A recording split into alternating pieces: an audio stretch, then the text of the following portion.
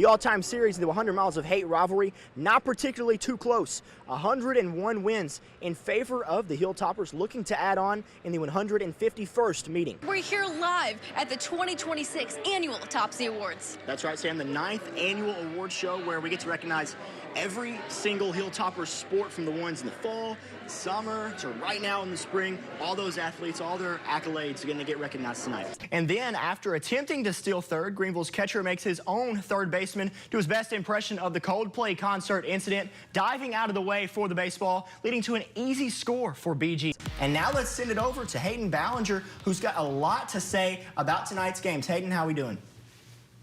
Oh. Okay, yeah, Hayden, good stuff, yeah. Hayden, wow. when was the last time you ate? He's looking a little skin and bone. I'm still waiting to hear about that Glasgow-Franklin-Simpson game from last night. We might be waiting a while. He's still thinking on that one. Okay.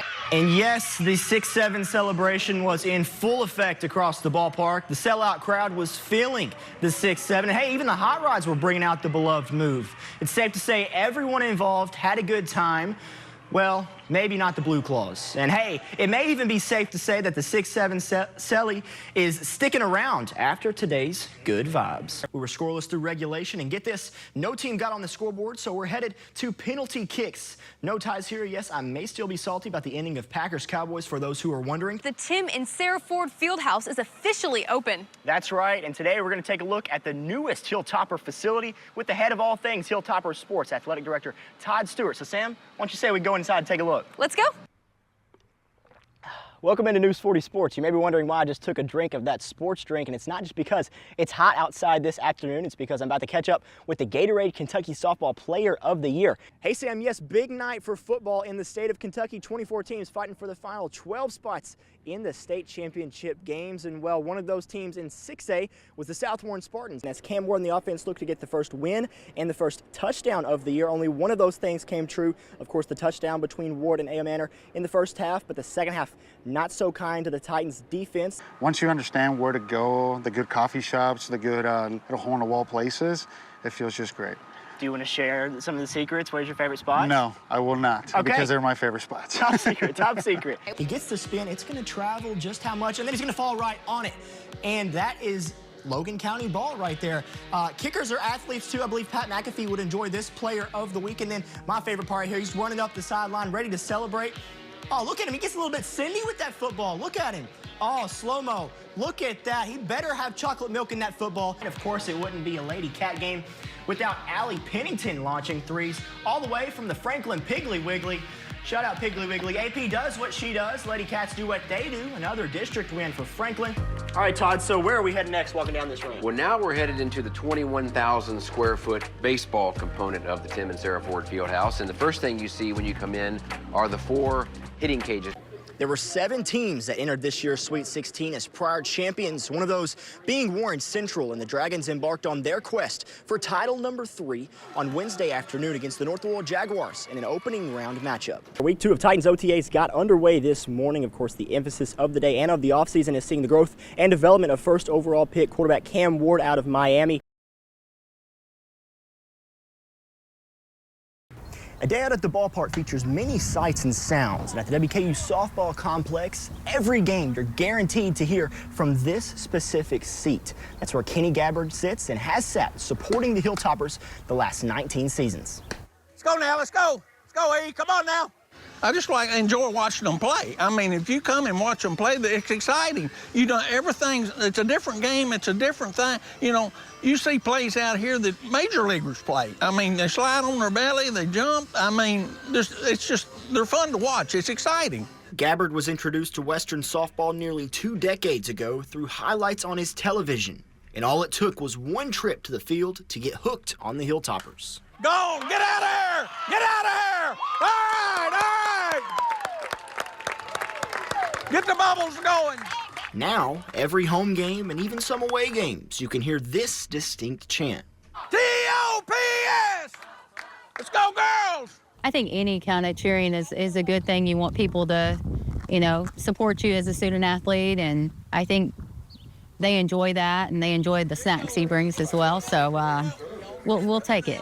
Despite being a longtime Warren County resident and former WKU student, Gabbard has no ties to the team.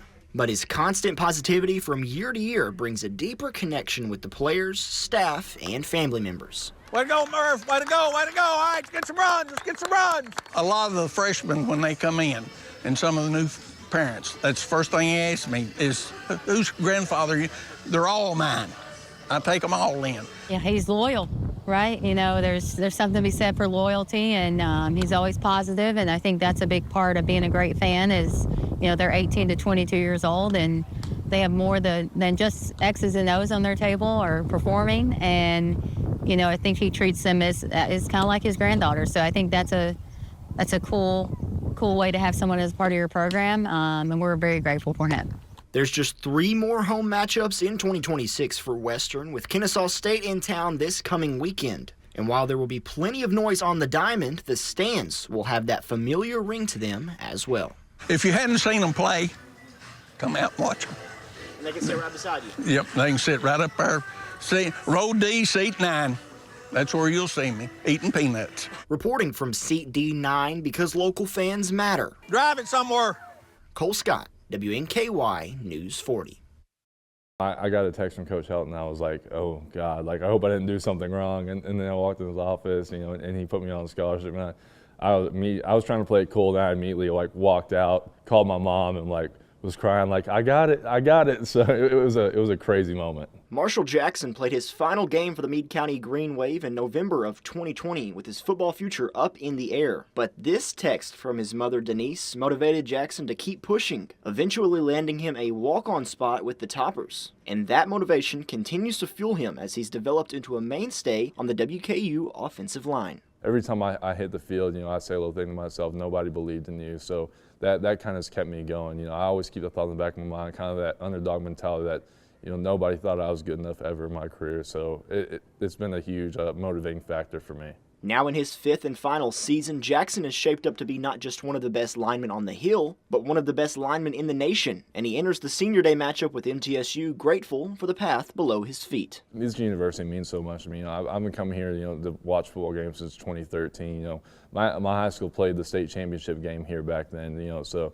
And my brother graduated from here, so I love this university. You know, it's been a special place to me and, you know, my whole family, really. And the fact that I was able to play college football here for 5 years, it's a surreal feeling. You know, I wouldn't trade it for a world. You know, this place is amazing. From the green wave to waving that red towel, Jackson is a prime example of why you should always pursue your dreams, no matter the odds. Today, Travis joins the legendary WKU icon Ed Diddle as only the 2nd person in WKU athletics history to have a statue in his honor. Travis Hudson now has a distinction, the equivalent of being on the Mount Rushmore of WKU athletics, and deservedly so. Over 800 wins later, there are 14 conference tournament titles and 17 NCAA appearances that speak to the successes seen on the court for the teams that have played under Coach Hudson. But to be memorialized in a statue, well, that's something that speaks much louder than statistics could ever do. He epitomizes leadership. He defines humility. And he embodies the WKU spirit. He not only drives his team to do better, he drives all of us to do better. It was a moment in time where a man who was given his all to Hilltopper volleyball received the recognition he deserved. And for Hudson himself, the lifelike representation should serve as a motivation for the many others that will journey to Diddle Arena in the years to come. I've always said when I get to the end of my coaching career, when my name comes up, if the first thing people talk about is us winning volleyball games, that'll be a shame. And it is part of the story, but it's not the part of the story that I want people to remember. I hope they talk about the way that I trusted people, the way I treated them, how much I loved Western Kentucky, and maybe an occasional story about how I helped change somebody's life along the way this beautiful hill helped change mine. Thank you guys so much for being here.